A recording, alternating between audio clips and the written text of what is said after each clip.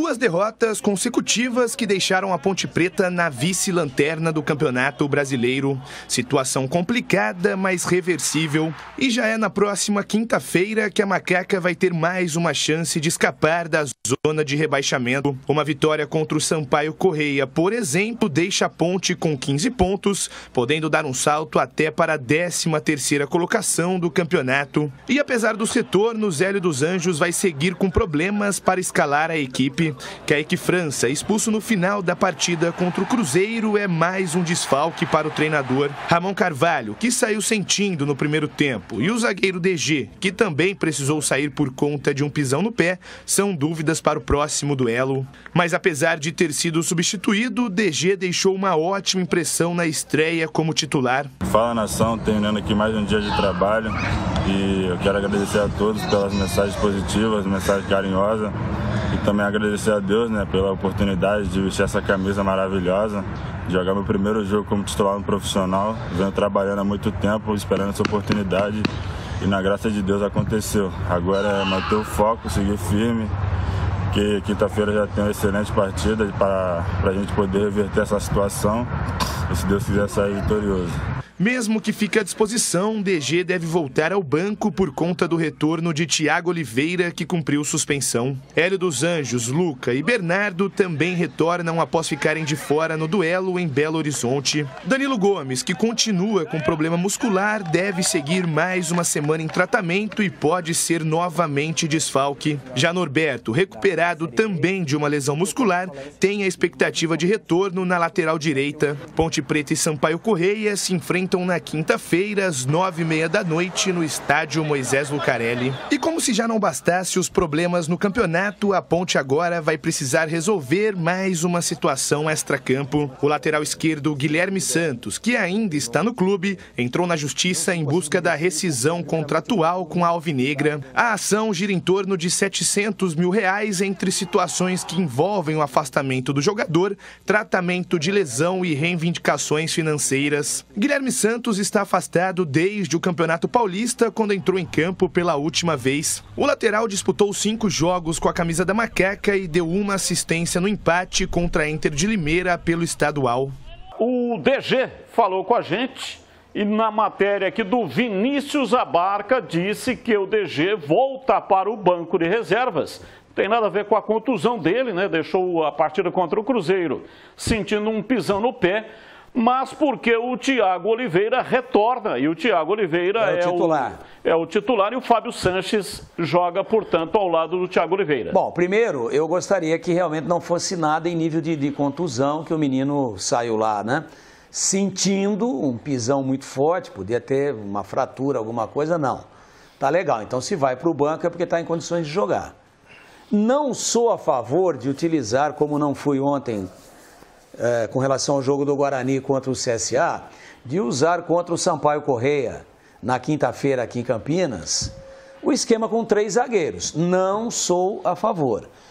Se ele for usar os 3 zagueiros, aí o DG está no time, daí joga com o Thiagão e joga com o Fábio Sanches.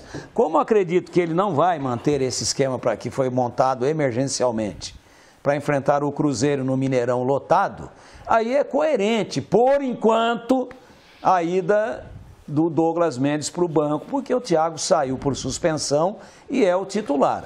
Mas que não dê bobeira, porque o moleque foi bem lá e não existe titular para sempre e nem reserva perene.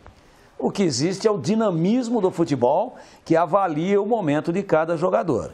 E como diria Eli Carlos Alberto Pereira, o DG está com a senha na mão, hein? E entrou lá, não tremeu, fez uma boa partida, conseguiu, inclusive, suportar toda a pressão.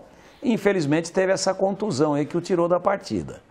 Agora, para este momento, e por coerência, se o senhor Hélio dos Anjos botar o menino no banco e restabelecer o esquema 4-4-2 ou 4-3-3, depende de qual vai ser a opção dele, e colocando como 2 zagueiros centrais o Thiagão e o Fábio Sanches, ele vai acertar até em respeito ao titular que vinha no time. Agora, altos e baixos dos dois, fatalmente pode ser a porta de entrada para não sair mais do time, falhas, né? De repente, alguns vacilos que a gente tem visto aí, se esse moleque entrar para valer e entrar por deficiência técnica de um dos outros considerados titulares, ele não sai mais do time. Anotem isso, que o moleque tem muito, moleque no bom sentido, de forma elogiosa, é um menino prodígio, de muito potencial e que deve render bons frutos aos cofres da Ponte. Se entrar por deficiência técnica de alguém e não por emergência, ele não sai mais do time. Ô CH, primeiro a sua opinião sobre o DG, queríamos muito vê-lo em ação e ele, portanto, fez a sua estreia. Dá a impressão de que a Ponte até esperou ele completar 18 anos para colocar em ação. Ele está aí, é base, né? Cria da Ponte. Poderia ter sido utilizado no Campeonato Paulista, por exemplo, no lugar do Dedé. Dedé que teve aquela pichotada, custou o rebaixamento da Macaca. Mas enfim, são águas passadas. Agora, você fosse o treinador para manter o DG no time, jogaria com 3 zagueiros? Eu não gosto do sistema de 3 zagueiros. Não gosto, não é aquilo que eu aprecio. Acho que tem que ser uma coisa muito treinada, com jogadores, cada um com característica, com muita diferença da característica dos zagueiros da Ponte. Hoje, por uma partida contra o Cruzeiro, ainda a Ponte ganhou perdeu de 2-0, primeiro tem que assistir mais o DG jogar, mas tem que deixar ele no time, não pode tirar não. E vou dizer uma coisa, o Thiagão dá mais vacilo do que deu o DG contra o Cruzeiro. Então, é muito cedo ainda, ele não vai tirar o Thiagão do time, tá? Hoje a zaga é Thiago e Fábio, mas não sei não se daqui a um tempo não vai ser Fábio e DG. Porque esse menino, ele enfrentou um peso pesado e uma artilharia gigantesca do lado esquerdo de ataque do Cruzeiro. E esse menino deu conta do recado. Pô, a pena que ele tomou o pisão, cara. Queria ter visto o jogo inteiro, ele pressionado, com o time jogando mal e ele lá tendo que dar rabo de arraia para todo lado. O que eu assisti dele, eu gostei. E vou dizer eu não vejo treino, né, Batista? Eu não vejo treino, eu só posso falar do jogo. Agora, se esse moço está treinando como ele jogou, hoje ele dá menos vacilo que o Thiagão. Então, para jogar com 2 zagueiros, hoje, vendo um pouquinho só, hein? Fábio Sanches e DG. E uma questão aqui para os dois, né? Você e também o Tigrão. Mande-a. Sobre a lateral direita, porque o Bernardo volta, né? Ele cumpriu suspensão e está disponível. O Norberto ainda não tem condições, vai ser avaliado.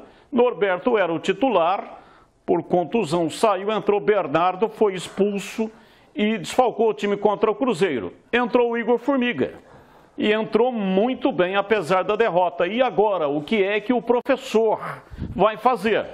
Volta o titular ou mantém o Igor Formiga? Não tem nem que pensar. Nem pensar. O Norberto é que tem que disputar a posição com o Igor Formiga. E tem que estar muito bem fisicamente, porque o Norberto, depois de um tempo parado, ele demora um pouco como qualquer outro jogador, mas o Norberto, de uma maneira mais acentuada, mais marcante, ele demora um pouco mais para readquirir o bom ritmo. Então, nesse momento, se a disputa de posição é Bernardo e Igor Formiga, tem que jogar o Igor Formiga, que foi muito bem lá em Belo Horizonte. Você vê como é que são as coisas, né? Como é que é o futebol. Mais outro garoto entrando bem.